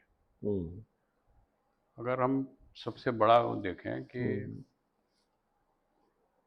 युद्ध के मैदान में इतनी भीड़ में अर्जुन जब वो बोल रहा है कि मेरे हथियार हाथ से छूट रहे हैं, मेरा शरीर पीला पड़ रहा है, मैं कांप रहा हूँ, मेरे विचार स्थिर नहीं हो रहे हैं, हथियार नहीं उठा पा रहा हूँ, तो ये सारे जो लक्षण हैं ये सब डिप्रेशन के लक्षण हैं। हाँ बिल्कुल। सब डिप्रेशन है। इतने शोरगुल के बीच, इतनी बड़ी सेना के बीच रथ पे बैठे बैठे भगवान श्री कृष्ण उसको उपदेश दे रहे हैं और उपदेश देते देते आखिर में ये स्थिति आ जाती है कि अर्जुन कहते हैं कि मेरे सारे मोह दूर हो गए हैं और अब मैं युद्ध के लिए तैयार हूँ। तो इससे बड़ा साइकेट्रिक कौन हो सकता है? कौन होगा? फिर गीता में भक्ति योग भी है, कर्म योग भी है, धर्म भी है। अब धर्म जब हम कहते हैं ना तो लोग समझते हैं धर्म मतलब जो पूजा की तरीका है। हाँ। धर्म ऐसा नहीं। भारतीय ज्ञान परंपरा में हमेशा ये कहा गया कि राजा का धर्म, प्रजा का धर्म, पिता का धर्म, पुत्र का धर्म, ड्यूटीज, सैनिक का धर्म। ड्यूटी क्या है? अब ड्यूटी यदि कर रहे हैं तो हम इसको आज की तारीख में यूँ कहें कि भाई संविधान में जो हमारे कर्तव्य लिखे गए उनका पालन कर रहे हैं। तो इन चीज़ों को पाठ्यक्रम में लाना, यही भारतीय ज्ञान परंपरा को सम्मिलित करना है। अगर इकोनॉमिक्स की बात हो तो भी चाणक्य ने जो कुछ कहा वो हमको लेना है। पॉलिटिकल साइंस में बहुत से ऐसे विचार हैं जो आए, तो हम हमेशा यही क्यों सोचते हैं कि सारी चीज़ें पश्चिम से आई। भारतीय ज्ञान में एक बात और कही गई कि ऐसा बिल्कुल नहीं है कि कोई चीज़ अंतिम सत्य है। ज्ञान निरंतर जुड़ता रहता है, बढ़ता रहता है और कहीं से भी आए उसका स्वागत है। यूरोप से आए, अफ्रीका से आए, एशिया से आए, भारत का खुद का हो, जहाँ से भी आए सबका स्वागत है। लेकिन हमारे अगर अपने जो धार्मिक ग्रंथ हैं, वेद हों, पुराण हों, उपनिषद हों, उपनिषदों को समझा नहीं लोगों ने। और उपनिषदों को न समझने का कारण यह है कि सारे ग्रंथ हैं संस्कृत में। हाँ। और संस्कृत हम बच्चों को पढ़ाते नहीं हैं। तो संस्कृत जब पढ़ी नहीं तो हम उपनिषद को अगर कैसे पढ़ेंगे, उसका अर्थ कैसे समझेंगे? उपनिषद में जो शुरुआत है उसी में वो पूछता है, ऋषि पूछते हैं शिष्यों से, जब वार्तालाप हो रही है तो शिष्य पूछता है कि दुनिया में ऐसा क्या ज्ञान है जिसको जानने के बाद कुछ भी जानना शेष नहीं रह जाता। यहाँ से ज्ञान परंपरा शुरू होती है। दुनिया में ऐसा क्या है जिसको जानने के बाद कुछ भी जानना शेष नहीं रह जाता, यहाँ से शुरू किया। और अंत तक निर्देश में ये आता है कि मैं क्या हूँ ये जान ले तो समझो कि कुछ जानना शेष नहीं रह जाता। तो व्यक्ति स्वयं को समझ पाए, ये भी बड़ा कठिन है। और जो अद्वैतवाद है, अद्वैतवाद ये कहता है कि जो मुझ में है वही तुझ में है। इसका अर्थ यह है कि सृष्टि में जो कुछ भी है, हाँ, ये मेरे को थोड़ा एलेबोरेट करिए सर, ये बड़ा इंटरेस्टिंग पॉइंट है, जो मुझ में है वो तुझ में, इससे हम क्या मतलब। जो मैं हूँ हाँ, वही सामने वाला भी है। तो अभी क्या है, पश्चिम का कंसेप्ट ये है कि सारे संसाधन दुनिया के मेरे लिए हैं हम्म, और इसका मैं एक्सप्लोर कर लूँ, अधिक से अधिक ले लूँ। हम्म, अगर आज के संदर्भ में भी हम जो देखें, जो कुछ भी युद्ध हो रहा है वो संसाधनों के लिए हो रहा हाँ, है। लॉजिक तो बाद में ढूंढा जा रहा है उसके लिए, हाँ, सही है। है संसाधनों के हम्म, लिए। भारतीय जो परंपरा है वो ये है कि इस पृथ्वी पर जो कुछ भी संसाधन उपलब्ध हैं वो हमारे उपयोग के लिए हैं, उपभोग के लिए नहीं है। हम्म, उपयोग और उपभोग का जो अंतर है वो भारतीय संस्कृति और पश्चिम की संस्कृति का अंतर है। हम केवल उपयोग के लिए लेना चाहते हैं, वो उपभोग के लिए लेना चाहते हैं। और पश्चिम का सिद्धांत ये है कि you have to get it at every cost, जबकि हमारा जो भारतीय सिद्धांत है वो ये कहता है कि अपनी आवश्यकता के अनुसार और सबके लिए, केवल मेरे लिए नहीं है ये सृष्टि पे जो कुछ भी है वो सभी के लिए है। सारे संसाधन मेरे लिए नहीं है, मेरे उपयोग के लिए है, लेकिन दूसरे के उपयोग के लिए भी तो सर मतलब ये हुआ कि अगर इन उपनिषदों का ज्ञान दुनिया को हो जाता तो आज कोई युद्ध ना हो रहा होता। है। युद्ध उस तरह का तो नहीं होगा, हाँ। क्योंकि देखिए, अध्यात्म जो है, हम्म, अध्यात्म का भाव जब तक मनुष्य के मन में नहीं है तब तक उसके अंदर स्वार्थ रहेगा। कोई भी मनुष्य हो तो ऐसे भाव उसके मन में रहें कि स्वार्थ है, हम्म, सारे संसाधन मेरे लिए हैं, मनोविकार हैं, ये स्वाभाविक रूप से आ सकते हैं। हम्म, ऐसा तो संभव नहीं है कि उसके मन में विकार ही नहीं आए। हाँ, ये एक स्वाभाविक प्रक्रिया हाँ, है। मनुष्य के रूप में यदि आपके मस्तिष्क में इतनी शक्ति है कि आप इन मनोविकारों को नियंत्रित करके क्या उचित है क्या अनुचित है ये निर्धारित कर सकें हम्म, और सार्वजनिक हित में क्या है ये कर सकें, तो आपका कार्य कभी भी गलत नहीं होगा। हम्म, आप किसी भी क्षेत्र में काम कर रहे हो, आप एक दृष्टि से देख लें कि ये कार्य सार्वजनिक हित में है कि नहीं है। हम्म, अगर है तो करने योग्य है, हम्म। और नहीं है तो इसको नहीं करना है। तो सर ये उचित अनुचित की जानकारी या ज्ञान उसको कैसे होगा? क्योंकि कोई व्यक्ति अगर कोई चीज सोच रहा है तो स्वाभाविक तौर पर उसको लगता है मैं ही सही हूं और यही उचित है। तो ये डिफरेंशिएशन कैसे आएगा? How a person can differentiate? देखिए, व्यक्ति में इतना आत्मबल होना चाहिए कि वो अपने आप को थोड़ा सा ऊपर रखकर ये देख सके कि जो कुछ मैं कर रहा हूँ, जो निर्णय ले रहा हूँ, हम्म, वो मेरे हित में है कि सार्वजनिक हित में है। ओके। सार्वजनिक हित में निर्णय ले रहा है तो वो त्रुटि नहीं करेगा। हमारे यहाँ देखिए, जो पंच प्रणाली थी उसमें भी ये है कि पंच के रूप में जब एक बार व्यक्ति नियुक्त हो जाता था तो वो ये भूल जाता था कि मैं क्या हूँ, हम्म, मेरा परिवार क्या है, मेरी संपत्ति क्या है, वो इशू नहीं रहता था। मैं हम्म, पंच के रूप में जब काम कर रहा हूँ तो निर्णय लेने में पंच की तरह कार्य करना है उसको, तो हम्म, फिर उससे त्रुटि नहीं होती है। हम्म, और जब मैं, मेरा मेरा परिवार, हम्म, इसमें अगर लगे रहेंगे तो तो स्वार्थ होगा। आएगा ही। हाँ, यानी कि उचित अनुचित का निर्णय इस बात पर होगा कि कौन सा कार्य सभी के लिए ठीक है। सभी के लिए ठीक भी हो और नियमानुसार भी हो। हाँ, ये भी ऐसा इंपॉर्टेंट है। नहीं कि सार्वजनिक हित में है ये और भी नियम इंपॉर्टेंट तोड़ है। के हाँ, करने लगे, वो हाँ, भी नहीं है। हाँ, तो मतलब बेसिक गाइडलाइन जो है वो पूरी स्थापित होनी जो चाहिए। नियम है जिसको हम कहते हैं ना कि रेड लाइन है भाई, यस, कि इसको यस, क्रॉस नहीं करना है, यस। तो मैनेजमेंट में भी हर फील्ड में रेड लाइन नहीं होना सर, दे चाहिए। दिया ना आपने, वही तो मैं निकालने की कोशिश कर रहा था कि हमारे मैनेजर्स को मैं ये चीज दूं कि अल्टीमेटली आपने बोला सभी के हित में विद रेड लाइन, यानी कि जो कंपनी का विजन और ऑब्जेक्टिव है वो उसको उसके आगे रख बाहर के नहीं जाना, निर्णय लेना है। उसके अगर बाहर नहीं वो ले रहा है तो वो ठीक लेगा। हालांकि सर हमारे धार्मिक ग्रंथों की बात चल रही है और आपकी इस बात से मुझे याद भी आ रहा है कि हम लोग भी सुबह शाम हर बात टाइम जब भी अरदास करते हैं तो ये बोलते हैं कि सर्वदा भला, सबका भला, यानी कि बात वही है कि सभी का भला सबका भला हो। मांगना है, वही उचित है जिसमें सबका भला हो। तो शायद ये बहुत इंपॉर्टेंट बात आज आपने हमारे ऑडियंस को बताई है सर। पर सर ये आपका विचार क्या है जो अभी हमारा एजुकेशन सिस्टम भारत में लागू है और जो उसमें बदलाव हो रहे हैं नई शिक्षा नीति के तहत, इसके रिजल्ट आने में या दिखने में, आ तो रहे होंगे पर दिखने में कितना समय लगेगा और लोग क्या बदलाव महसूस करेंगे या देखेंगे आने वाले समय में? कि शिक्षा नीति 2020 में आई थी, तो जी, हम अब 26 में बात कर रहे 26 में है। हैं। लेकिन अभी भी देश भर के विभिन्न राज्यों में ये लागू पूरी तरह से नहीं हुई। हम्म, एक बहुत महत्वपूर्ण बात यह है कि एनसीईआरटी ने पहली से 8वीं तक की नई पुस्तकें लिख ली हैं। अच्छा।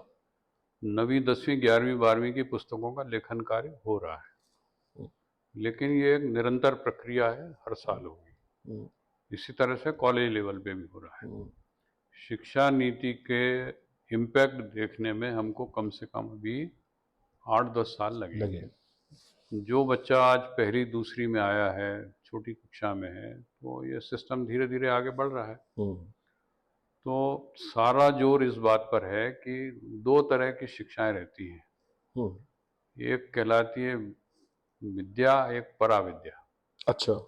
तो विद्या जो है, हम्म, एक यह है कि भाई हम प्रोफेशनल सीख रहे हैं, hmm, botany, zoology, chemistry, physics पढ़ लिया या हम्म, मैनेजमेंट पढ़ लिया, this is hmm, one thing. Hmm, वो दूसरी है आध्यात्मिक शिक्षा। हम्म, आध्यात्मिक शिक्षा में जीवन के मूल्य हैं। हम्म, अब जीवन के मूल्य शाश्वत हैं, हम्म, वो किसी भी देश में चले जाएं वो परिवर्तन नहीं होते। ये हम्म, दया है, माया है, हम्म, ममता है, हम्म, ये तो हम्म, रहेंगे ही, कहीं भी जाएं आप वही रहेंगे। करेक्ट। तो शिक्षा हो हम्म, और जीवन के मूल्य हों, हम्म, लेकिन ऐसा नहीं है कि हम केवल ये दो सीख के रह जाएं। अगर आज टेक्नोलॉजी आगे है हम्म, या व्यावसायिक शिक्षा है, तो वो भी हमको सीखना भी पड़ेगी, सिखाना भी पड़ेगी। हम्म, हम्म, और टेक्नोलॉजी भी क्या, हम्म, जो भविष्य में हमारी ज़रूरत है। हम्म, देखिए, हम इसको इस तरह से एनालाइज करते हैं कि भारत के स्वतंत्रता के बाद के इतिहास को हम आज तक अगर हम कालखंड को अध्ययन करें, तो हम अलग अलग दौर से गुजरे हैं। पहला दौर वो था जब हम हर चीज़ आयात करते थे। हम्म, अन्न हो, हम्म, साइकिल हो, हम्म, कोई भी चीज़ कोई हो, भी चीज। छोटी से छोटी संसाधन सब हम आयात करते थे बस। हम्म, और ये था कि सबको जो कुछ है मिल जाए किसी तरह, इतना ही बहुत पूर्ति हो है। जाए। ये एक फेज था। हम्म, लेकिन जो भी हमारे नीति निर्ता रहे होंगे, उन्होंने हम्म, बिल्कुल सही सोचा कि भाई हम्म, इससे काम नहीं बनने वाला है, हम्म, हमको टेक्नोलॉजी लाना चाहिए। हम्म, तो एक दूसरा स्टेप आया, हम्म, हम भारत में टेक्नोलॉजी लाए और हम्म, टेक्नोलॉजी ला के निर्माण करने लगे। मैन्युफैक्चरिंग की तरफ बढ़े। मैन्युफैक्चरिंग हो गया। हम्म, मैन्युफैक्चरिंग से एक दूसरा युग शुरू हो गया। हम्म, लेकिन इससे भी समाधान नहीं मानना लिखा चाहिए। बना, हाँ।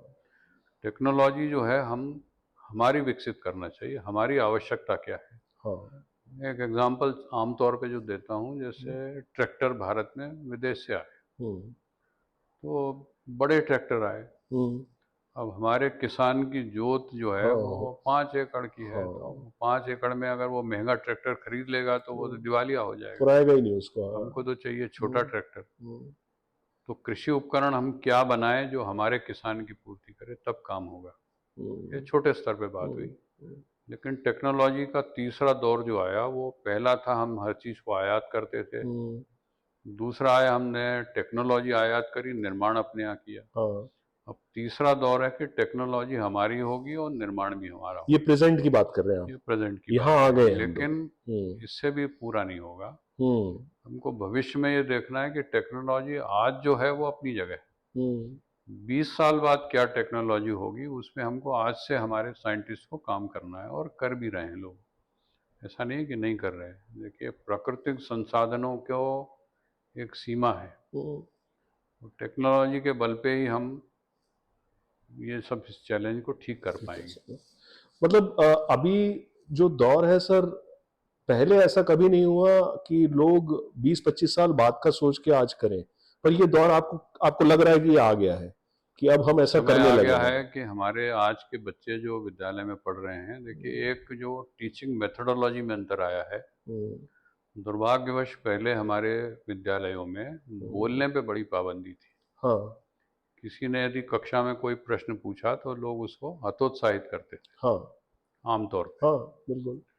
अब इसको बदला गया है। हम्म। अब ये टेक्नोलॉजी में कहें या टीचिंग में कहें, हाँ अंतर पेडागोजी में हाँ। ये आया है हम्म। कि क्या लर्न करना है ये तो बात की बात है, हाउ टू लर्न इस पे आओ। Pedagogy is more important. Pedagogy important होगी।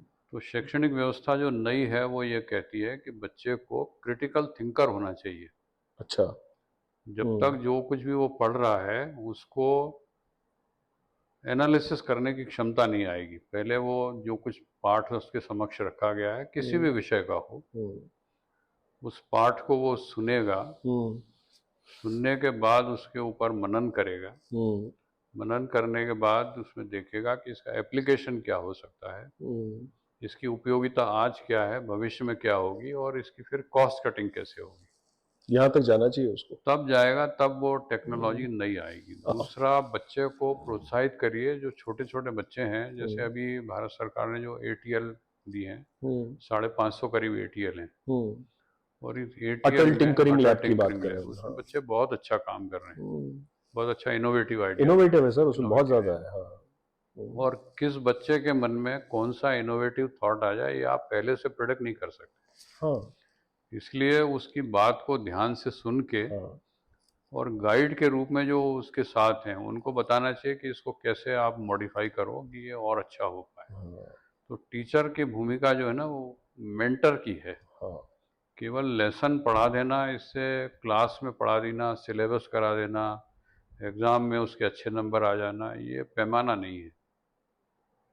आपका पढ़ाया हुआ पूरे आत्मविश्वास से बाजार में खड़े होकर कह सके कि हाँ, मुझे जीने का तरीका आता है, मैं देश के लिए कुछ कर सकता हूँ, तो समझिए कि आपने सही पढ़ा दिया है। सर आज आप ना बहुत बड़ा चैलेंज देके जा रहे हैं, क्योंकि हम भी अपने आप को टीचर्स कहते हैं, पर जो टीचर की डेफिनेशन और परिभाषा आपने बताई है, शायद हमें वहां पहुंचने में बहुत समय लगेगा, पर ये हमारे लिए एक शुरुआत जरूर हो सकती है जो आप हमको समझा रहे हैं। हम अपने हर टीचिंग लेसन में, पेडागोजी में अब इस बात का ध्यान रखेंगे कि हम ये देखें जो आपने हमें समझाया, कि हमारा छात्र ये कह सके कि उसे कुछ आता है और वो जानता है। आपने टीचर के लिए वेल डिफाइंड ऑब्जेक्टिव्स और थॉट हमको दिए हैं, हम इसको बार बार सुनेंगे। नहीं नहीं नहीं, देखिए ये मेरे अपने थॉट नहीं है, ये सारे हमारे भारतीय ग्रंथ में यही लिखा है। वो कहते हैं कि मेरा शिष्य मेरे से आगे जाए, यही ग्रंथों में लिखा है। दूसरा एक बात और भी है, वो फिर वही गीता में पूरा समझाने के बाद 18 अध्याय के बाद भी श्री कृष्ण अर्जुन से कहते हैं कि मैंने सारा ज्ञान तुझे दिया, इसके बाद भी मैं ये नहीं कह रहा हूं कि तुम क्या करो, तुमको जो उचित लगे अब वो उचित तुम लगेगा। करो। हमारे छात्र को हम इतना तैयार करें, चाहे स्किल में हो, मैनेजमेंट का हो या इंजीनियरिंग का हो या किसी भी सब्जेक्ट में हो, उसको पूरी स्किल इतनी आ जाए कि वो ये तय कर सके कि अब मुझे करना क्या है। ये कर देगा तो देश का बहुत भला होगा। सर मैं चौथे और अंतिम अध्याय की तरफ जा रहा हूं। मैं ये भी जानता हूं कि आप सामाजिक क्षेत्र में भी बहुत काम करते हैं और विगत कई दशकों से कर रहे हैं, और आप उस पर चर्चा करना पसंद नहीं करते, मैं ये भी जानता हूं, पर आपका इसमें बहुत गहन काम है। छोटा सा एग्जाम्पल देके मैं अपने ऑडियंस को बताना चाहूंगा कि एक होता है बच्चों की एजुकेशन और स्कूल्स के लिए काम करना, एक होता है रिमोट एरियाज में जाकर जहां पर यह सुविधा नहीं है वहां इस बात को समझना और लागू करना। मुझे मालूम है सर, फॉर एग्जाम्पल आपने तो नॉर्थ ईस्ट में भी बहुत काम किया है, और ऐसे बहुत सारे काम होंगे जो मुझे विश्वास है मुझे नहीं पता होंगे जो आपने सामाजिक क्षेत्र में किए हैं। सर ये समाज के प्रति इस तरीके के काम करने का भाव दशकों पहले आपके मन में आया, और आज आपके लिए तो मैं कहूंगा एज इज अ नंबर। जितना आप पूरे भारतवर्ष में ट्रैवल करके समाज के लिए काम कर रहे हैं, हमारे लिए वो एक नजीर है। कैसे कर रहे हैं सर आप, और ऐसा क्या मोटिवेशन है जो दशकों से आपको इस क्षेत्र में खड़ा करके रखा हुआ है? देखिए, भारत में अलग अलग प्रांतों में आप जाएं तो सभी लोगों का व्यवहार तो बहुत ही अच्छा है। दूसरा, हमारे समाज में असमानता है। कई लोगों को संसाधन नहीं मिले, जिनके पास संसाधन थे तो अगर टैलेंट नहीं था तो भी दिक्कत हो गई। कुछ फैक्टर्स ऐसे हैं जो मिल के काम करते हैं। पहली बात तो हो कि उसकी अपनी मौलिक प्रतिभा हो, हम्म, उसके बाद उसे संसाधन मिलें, हम्म, फिर परिवार का सपोर्ट मिले, हम्म, फिर उस तरह के संस्थान मिलें, हम्म, तब जाके वो आगे बढ़ पाता है। हम्म, और किसी भी सामाजिक कारण से यदि असमानता रही है, हम्म, गरीब अमीर का फर्क हो, हम्म, जेंडर का फर्क हो, हम्म, जातिगत फर्क हो, हम्म, या कोई क्षेत्र बहुत प्रगतिशील रहा हो, कोई अलग रहा हो, हम्म, तो आखिर हम इस अंतर को क्यों नहीं पाटेंगे? हम्म, समाज के हर नागरिक का ये कर्तव्य तो है ही कि मेरे देश का हर वासी को सारे संसाधनों का मतलब उचित अवसर तो मिलना चाहिए ना प्रगति का। हम्म। तो प्रगति का अवसर कब मिलेगा? जब आप उसको सामाजिक अपना दायित्व निभाएंगे। तो मेरे अधिकार नहीं सर, मैं अपनी जगह आप है। आप आप ना मॉडेस्ट हो रहे हैं, इसलिए मैं आपको रोकूंगा और मैं अपने क्वेश्चन को थोड़ा सा क्रूड करूंगा, हार्ड करूंगा, तो आप शायद वहां तक पहुंचेंगे जहां से मेरी ऑडियंस को बेनिफिट होगा। जब आप ये बात करते हैं ना सर कि असमानता है और उसको पूरा करने की जवाबदारी हमारी भी है, तो हमारी यंग जनरेशन कहती है कि हमारी क्यों है, मतलब उसके लिए सिस्टम है, वो देखे। हम तो समाज में जो हमारा कंट्रीब्यूशन है वो कर देंगे, बाकी पूरे समाज की जवाबदारी लेना हमारा काम नहीं है। आप ये क्यों लेते हैं? मैं ये सुन के अपने ऑडियंस को बताना चाहता हूं कि ये एक पक्ष ये भी है। नहीं नहीं, देखिए, ऐसा है कि अगर कोई भूखा है और आपने उसको मछली थमा दी तो उसका पेट भर जाएगा। हम्म, लेकिन मछली पकड़ना सिखा दिया तो आगे का काम हो जाएगा। तो मछली देना कि मछली पकड़ना सिखाना, ये हाँ, अंतर है। हाँ, तो अगर आपको ऐसा लग रहा है कि मैं इसको विषय पढ़ा सकता हूँ तो विषय पढ़ाइए। हम्म, अगर आपको लगता है कि नहीं, मेरे पास पढ़ाने के लिए समय हम्म, नहीं है लेकिन मेरे पास कुछ पैसा है मदद करने के लिए, हम्म, तो उसको पैसे से मदद करिए। हम्म, पैसे से मदद नहीं कर सकते, पुस्तकें दे सकते हैं तो वैसा मदद करिए। हम्म। वो भी नहीं कर सकते, गाइड कर सकते हैं तो गाइड करिए। ये पर मेरी ऑडियंस कहती है सर कि हम ये क्यों करें, नहीं, सिस्टम है वो क्यों करेगा। नहीं करना चाहिए? जिसमें फिर वही अद्वैतवाद पे आ गया कि जो ईश्वर मुझ में है वही ईश्वर सामने वाले में है। तो अगर मुझे ये सब मिल रहा है, भाई मेरा क्या कंट्रीब्यूशन है?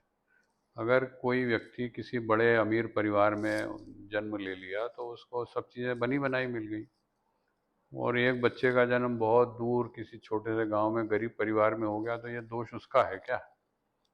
उसकी तो गलती नहीं है। वो अगर पढ़ने लायक है तो उसको अवसर मिलना चाहिए। तो डिस्पैरिटी को दूर करना यह मानवीय आधार क्यों नहीं होना चाहिए? हम केवल इतने तक सीमित रहें कि किसी को, दूसरा क्या है कि 50 रुपए की मदद करी और 10 फोटो खिंचा लिए, तो मुझे लगता है कि ये जिसको पैसे दिए उसका अपमान कर रहे हैं। इसकी आवश्यकता नहीं है। मुझे लगता है सर आपने एक बहुत पावरफुल आंसर दिया है क्वेश्चन के फॉर्म में। इतना पावरफुल आंसर मैंने आज तक कभी सुना नहीं है जो आपने दिया है। जब मैंने आपसे पूछा कि ऐसा लोग सोचते हैं कि हम क्यों करें, आपने एक बहुत पावरफुल क्वेश्चन पूछा और वही जवाब है कि क्यों नहीं करें। और उसके बाद आपने जिस तरीके से उसको एलेबोरेट करके बताया है कि अगर कोई असमानता हुई है नेचर से, तो वो उस नेचर को करेक्ट करना इस नेचर में रहते हुए हमारी जवाबदारी भी है। जो आपका इशारा है सर मैं समझा, और मुझे लगता है कि ये जवाब हमेशा हमारे दिमाग में रहेगा, रादर ये क्वेश्चन हमेशा हमारे दिमाग में रहेगा जो जवाब बनकर हमें मिलता रहेगा। सर फिर भी आप इतना पूरे भारतवर्ष में घूमे हैं सामाजिक कार्य करते हुए, कोई ऐसा कोई ऐसा वाक्य आपको याद आता है जहां बहुत ही आपको महसूस हुआ हो कि अ, स्थिति बहुत खराब है? ऐसा कोई वाक्य जो आपको टच कर गया हो, जिसको देखने और समझने के बाद आप काफी दिनों तक विचलित रहे हो? नहीं, देखिए, ऐसे बहुत सारे वो हैं जिनको बहुत पब्लिक फोरम पे कहना ठीक नहीं हाँ, है। हाँ, मैं एक उदाहरण देता हूँ कि हम्म, बहुत पुरानी बात है, 81-82 की, बड़वानी में। हम्म, तो लेप्रोसी के पेशेंट को वहाँ पे रखा गया, हम्म, और कई लोग थे, मैं तो बहुत बाद में उसमें जुड़ा, मैं करीब 12 साल बाद उससे जुड़ा। हाँ लेकिन लेप्रोसी पेशेंट को कोई हाथ नहीं लगाता हाँ। है ना, कोई उनको रखता नहीं है। हम्म, और जनजातीय क्षेत्र में उस समय कहावत ये थी कि अगर किसी को लेप्रोसी हो गई तो उसको कीचड़ भरे गड्ढे में गाड़ दो, तो फिर भविष्य में किसी को नहीं होगी, ऐसी स्थिति थी। ओ, ऐसी जगह, ऐसे समय में हमारे यहाँ हीरू भाई थे, उन्होंने और डॉक्टर यादव, इन लोगों ने आशाग्राम ट्रस्ट में काम किया और इन लोगों को रखा। उसके बाद धीरे धीरे धीरे बहुत नए लोग भी आ गए जिनको लेप्रोसी, अब तो लेप्रोसी कंट्रोल हो गई, लेकिन उस समय था इसका असर। जब मैं भी उनको देखता था तो लगता था कि भाई दिक्कत तो है लोगों को। दूसरा, वहाँ पर कुछ ऐसे बच्चे थे जो मेंटली रिटार्डेड थे, उनको रखा गया था। एक बार हमारे एक प्रोफेसर ने कहा कि मैं ईश्वर से बहुत नाराज़ हूँ कि उसने मुझे कुछ नहीं दिया। तो हम लोगों ने कहा कि अच्छा चलिए अपन शाम को वहाँ चलते हैं, इन बच्चों के पास 1 घंटा बैठो जो मेंटली रिटार्डेड हैं। ऐसे ऐसे बच्चे थे जिनको 6-6 महीने में केवल बैठना ही मुश्किल से आ पा रहा है, उनकी स्थिति बहुत खराब। वो देखने के बाद फिर उसको मैडम को पूछा कि आप बताओ आपका क्या कहना है।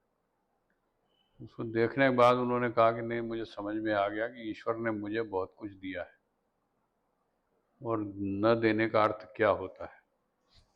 तो ये चीज़ें हैं, जितना आप नई नई जगह जाएंगे, घूमेंगे, समाज के लोगों से मिलेंगे, तो उतना महसूस होता है सेंसिटिव, कि यस लोगों का यस। कष्ट क्या है। हेल्थ इश्यूज हैं, सुविधाएं नहीं मिल पाती हैं। बहुत पहले ऐसी जगह भी देखी है मैंने जहाँ पर कि डिलीवरी के लिए झोले में लोगों को लाते थे। अब तो बहुत अच्छी स्थिति हो गई, बहुत अच्छी बात है। सारे प्रदेशों ने, केवल ऐसा नहीं कि मध्य प्रदेश, हर प्रदेश ने जो हेल्थ के सेक्टर में, एजुकेशन के सेक्टर में काम किया है, महिला बाल विकास के क्षेत्र में काम किया, उससे सामाजिक परिवर्तन बहुत हुआ है। लेकिन इसके बाद भी काम करने की गुंजाइश बहुत है। हमको तो अपने आसपास ये देखना चाहिए कि कौन वंचित है और उसके लिए मैं कुछ कर सकता हूँ कि नहीं कर सकता हूँ। कर सकता हूँ तो करना चाहिए, अगर इतना कर दें तो बहुत है। सर आपकी, आप अंदर से बहुत कोमल हृदय हैं सर। मतलब ये बात आज करके हमको जो सुनने में मिला है, शायद सर मेरी ऑडियंस और मैं तो अगले कई दिनों तक हम ये सोचते ही रहेंगे कि हमने अभी तक ऐसा सब क्यों नहीं किया। दुनिया को देखने का नजरिया आपने बदलवाया है आज। जो यंग जनरेशन है, जो खास तौर से टिप्स को देखती है, उसको तो आपने एक नया विजन ही दे दिया कि नहीं देखिए, हमारी जो अभी की पीढ़ी है ना, वो बहुत संवेदनशील है। मैं तो बहुत ही ऑप्टिमिस्टिक हूँ कि ये लोग विषय को पढ़ने में, मतलब एक समय था जब लोग कहते थे कि भाई युवा बड़ा उच्छृंखल है, ऐसा नहीं है। वो चीज़ों को बहुत समझता है, बहुत बारीकी से देखता है। और आसपास केवल ये देखें कि हम वंचित है कौन। सबके मदद हम नहीं कर सकते, लेकिन जो जितना कर सकता है उतना करे, बहुत है। Identify the deprived one and do as much as you can, उसको बेहतर करने के लिए, ये आप कहना चाह रहे हैं बिल्कुल सर। बिल्कुल। मैं सबको बताना चाहूंगा, महीने में 15 दिन 20 दिन तो सर आप ट्रैवल करते हैं इन्हीं सामाजिक कार्यों के लिए। ये एनर्जी आपके पास आ कहाँ से रही है? मतलब हमारे पास क्यों नहीं है ये? नहीं, आप भी बहुत अच्छा काम कर रहे हैं अपनी जगह, ऐसा कुछ नहीं है। और ट्रैवलिंग में क्या एनर्जी लगती है, ट्रेन में बैठना है, जाना है, क्या फर्क पड़ता है। सर देखिए ये आपका थकान मौलिक जो है ना, स्वभाव है शायद कि आप किसी चीज को मान नहीं रहे हैं। थकान जो है ये मन की है। हाँ। जिस दिन आपने ये मान लिया कि मैं अब थक गया, मैं कुछ नहीं कर सकता, उसके बाद आप कुछ नहीं करें। जैसे शिक्षा के क्षेत्र में कहता हूँ कि जिस दिन व्यक्ति ने ये मान लिया कि मैं परम विद्वान हो गया, उस दिन उसके ज्ञान के स्रोत समाप्त हो गए, फिर उसके पास नॉलेज नहीं आएगी। इस तरह जिस दिन हमने मान लिया कि अब मैं थक गया, तो फिर तो थक गए। और अगर आपको लग रहा है कि नहीं अभी ऊर्जा बाकी है, तो करते रहिए, अच्छा है। तो सर सालों साल हम आपको ऐसी ऊर्जावान देखने वाले हैं। ईश्वर की कृपा बनी रहे। तो सर ये अब मैं अपने पॉडकास्ट की समाप्ति जो है सर एक बहुत ही लाइटर मोमेंट पर करता हूं, और आपसे मैं पहले परमिशन लेना चाहूंगा कि मैं लाइटर मोमेंट जो करने जा रहा हूं उसकी इजाजत है। आप नहीं भी देंगे तो आपका प्रिय होने के नाते ये मैं लिबर्टी ले लूंगा कि ये मैं करूंगा। सर ये रैपिड फायर राउंड है, 5 क्वेश्चन मैं बिल्कुल। आपसे पूछूंगा और आपके पास इसका कोई ऑप्शन नहीं है कि आप उसका जवाब नहीं देंगे, आपको देना ही है। सर आपके पास मौका है कि आप परिवार के लिए कुछ कर सकते हैं और समाज के लिए कुछ कर सकते हैं, आपकी प्रायोरिटी क्या होगी? नहीं, बैलेंस चाहिए। हम्म, परिवार की जिम्मेदारी छोड़ के काम नहीं होता है। हम्म, परिवार को इसके लिए तैयार करना पड़ता है कि आपका टाइम स्पेयर कर पाए। Got it. सर खाने में क्या पसंद करते हैं आप? शुद्ध शाकाहारी। शाकाहारी में भी क्या चॉइस है? दाल रोटी। बड़ा ही सुलभ है सर, आपके साथ तो रैपिड फायर करना भी बड़ा मुश्किल है, बट फिर भी सर मैं पूछना चाहूंगा, बेटा ज्यादा प्रिय है बेटी? नहीं नहीं, ऐसा डिस्क्रिशन नहीं है। ठीक, दोनों बिल्कुल बहुत। ठीक है। अगर आप दोबारा अपना जीवन चाहेंगे तो उसमें जीवन में क्या बदलाव देखना चाहेंगे सर? ये थोड़ा डिफिकल्ट है सोचना। हम्म, पर अभी जो मेरे पास रोल है शिक्षा क्षेत्र में काम करने का, मुझे लगता है कि ये फील्ड अच्छा है, हम्म। इसी में काम करना चाहिए। बहुत गुंजाइश है काम करने की। Teacher is always a teacher, ये कहना चाह रहे हैं आप? टीचर, 7 जन्मों इससे तक अच्छा टीचर है। देखिए, एग्जाम कंट्रोलर होना या वाइस चांसलर होना ये अलग बात है, लेकिन जो अध्यापन का सुख है, हम्म। संतुष्टि है, वो बिल्कुल अलग है, उसका आनंद अलग है। मुझे लगता है कि शिक्षक से बढ़ के कोई दायित्व नहीं है, ये वीसी पद भी उसके आगे छोटा है। सर हमारी कामना यही है, जितने संस्थानों से आप जुड़े हुए हैं, चाहे वो सामाजिक हो या एडमिनिस्ट्रेटिव हो, उनको आपके काम का लाभ मिलता रहे, इस समाज को आपके काम का लाभ मिलता रहे, और आप हमारे लिए एक हमेशा गाइडिंग लाइट बने रहे। धन्यवाद सर। बहुत बहुत धन्यवाद, आपने अवसर दिया बात करने का। Thank you very much.